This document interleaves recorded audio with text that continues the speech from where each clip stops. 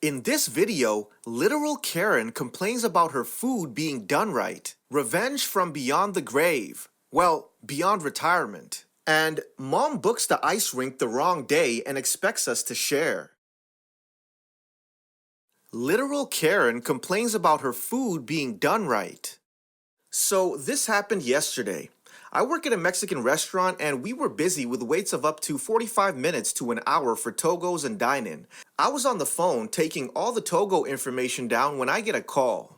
Cast, me, M, 19. Karen, probably the worst one I've ever seen. Manager, the awesome hero. Alright, let's get back to the story. Me, hi, this is OP. How can I help you today? Karen, already mad. I want a burrito with rice. Me, what type of burrito, ma'am? Karen, why don't you know this? Do I have to say every little detail? This is where I knew things were gonna go bad. But I took her order down till she said something that I haven't heard about in a while. Karen, don't forget about the side of lettuce and tomatoes this time. Me, ma'am, we've never done that at this location. Karen, yes, you have. You did it last time. Me, I can add that to your order if you want, ma'am. This goes back and forth with her trying to get more food for free till she finally stops. But then she has me read the order back to her 20 times to make sure everything was right because, Karen, we have always messed up her orders in the past. She also asked for my name and said if it's not done right, I'm the one to blame, even though I don't make or pack the food. However, I was able to get her off the phone and send the order back. Flash forward 45 minutes later, Karen comes in to get her food. Karen, are you the one I talked to? I was the only one up front at the time. Me, I'm sorry ma'am, what was that? Karen, are you OP? Me, yes, that's me. Are you here to pick up your order? Karen, no shit, are you stupid? I cash her out and hand her the food. She then proceeded to ask me the same questions that she asked on the phone, then went on a long rant about how we owe her this and that for messing up in the past. By this time, my manager came up front to see what was wrong. Manager, everything okay, ma'am? Karen then blows up at her and wants someone other than me to see if her order is correctly done. So my manager looks through it, takes it to the cooks and comes back and tells her it was done properly.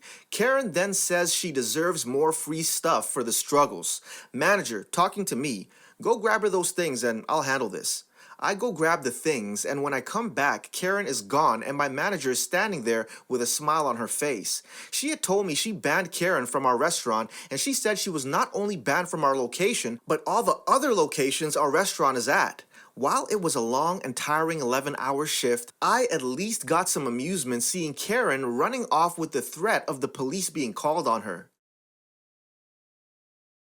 Revenge from beyond the grave. Well, beyond retirement. Background. I worked for a company making test equipment, mostly in the avionics field. We made a test system for an old inertial navigation system. The IST, Inertial System Tester, basically moves the sensor through all three axes in precise order, speeds, and combinations, and verifies that it reads correctly. The test system was ancient. I mean really ancient, even for the 1980s. It had a magnetic core memory, front panel programming, paper tape loader, and a huge hard disk that was massive. I'm talking 18 inches. Metal plate, but held about 1 KB. It was all blinkety-linchin, clicking and whizzy noises like a futuristic computer from the 60s TV shows.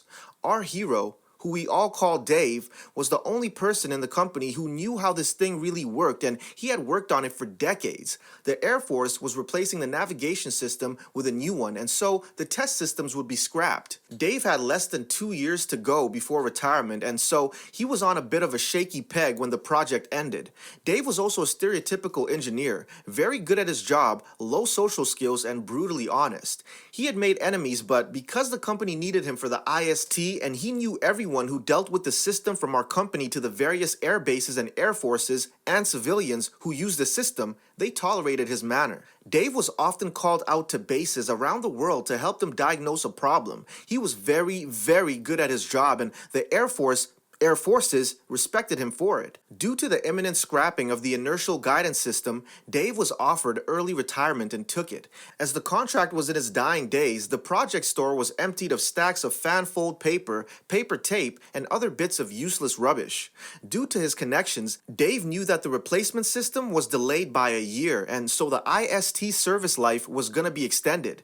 Dave knew this before the company did. Dave also knew that some component suppliers who were contracted to support the IST had stopped production and scrapped the old manufacturing kit. This meant that there would be a refurb contract coming to allow the IST to use modern discs to replace the obsolete dinner plate discs.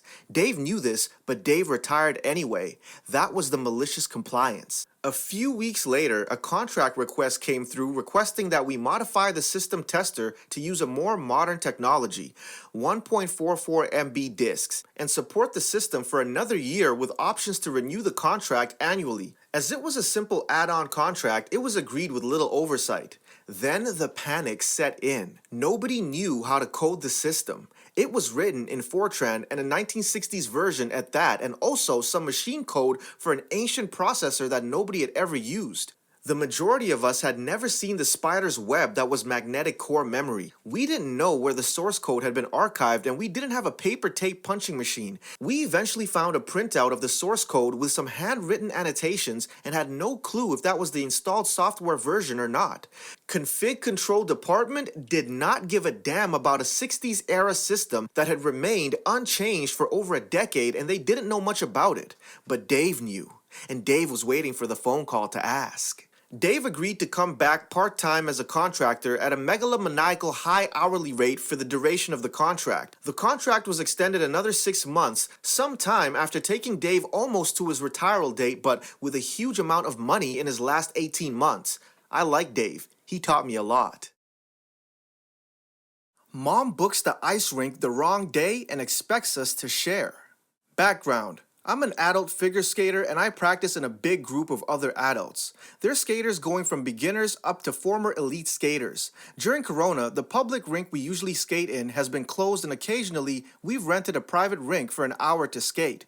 It's a lot more expensive than our ordinary practice, but you do what you must. Also, it's incredibly hard to get these time slots since the demand is high. Skating is a corona-safe sport. No worries. We're 8 people on the whole ice and change outside. It's all correct by our laws.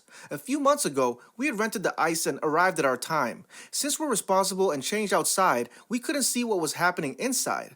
Once I and one of the other skaters were ready to go on the ice, we headed inside, and by the rink side, we find about 10 parents and something like 15 children aged 3 to 6. One of the moms, entitled mom, EM, approached me with a worried expression. EM, are you the ones that rented the ice? Me, yes. EM, you see, we're just informed that we booked the wrong day. Apparently, we booked next week this time, but we're here today. Me, I'm so sorry to hear. What a bummer.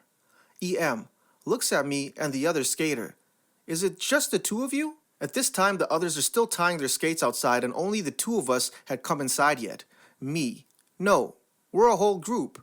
EM, can't we split the ice half and half? Me, no, we're not here to joy skate, we're practicing seriously. For several reasons. The first and foremost, it's incredibly dangerous. If I run into your child, I'll hurt it badly, and I risk hurting myself too. But I mean, it's your kid. Do you want its face sliced up? I would never ever let my non-existing own kids on the ice during a serious practice. Secondly, we rent the rink to be able to practice freely. Half the rink makes it impossible to practice your program. Third, children usually drag a lot of mud onto the ice, either on their coveralls or the parents on their shoes when they walk on the ice to help them when they fall. Dirt and mud is a big no-no for skates. It'll wear them down quickly and we'll have to pay for resharpening. Okay, here I felt kinda sorry for them. We all screw up sometimes and it sucks. Can't be fun to reschedule an event like this, and I get that. It's what happens next that makes this story entitled. The mom goes to the other parents and I hear her saying silently like, I guess you could come next week if that fits you. Then she goes to the children, points at us and says loudly, these people don't want you to skate. They want it all for themselves. with a super accusing tone like we personally were responsible for her mistake. I ignore her and step onto the ice together with the other skater. This commotion already cost us a few minutes of our short time. I see one more form on our group enter the rink, and EM speaks to her too. I can't hear it though. This woman later confirms to me that EM tried the same trick on her, guilting her into letting them share the ice, and then asked if the children, now all out of their skates, could at least walk out on the ice to touch it. Since they're all wearing shoes and mud rule still applies, my friend declines. Also, when the ice is newly resurfaced, it's crazy slippery and very hard to walk on. Big risk of falling and hurting oneself. The rest of our group arrives and we start warming up. Half a minute later, EM opens the gate and lets two of the children run straight onto the ice. I wave at her to get them back off the ice and she waits purposely before she tells them to come back. Only they don't listen. She lets them slide around how much they want. Eventually, she has to walk out on her muddy shoes to pick them up and go back. Not a sorry, no nothing. Not the worst entitlement, but it still boils my blood, especially how she tries to blame us in front of the kids. Kids are usually very fond of looking at us skating since it looks cool, and when we skate publicly, we often show off whatever they want to see or teach them something. I hate to be accused of being the bad guy.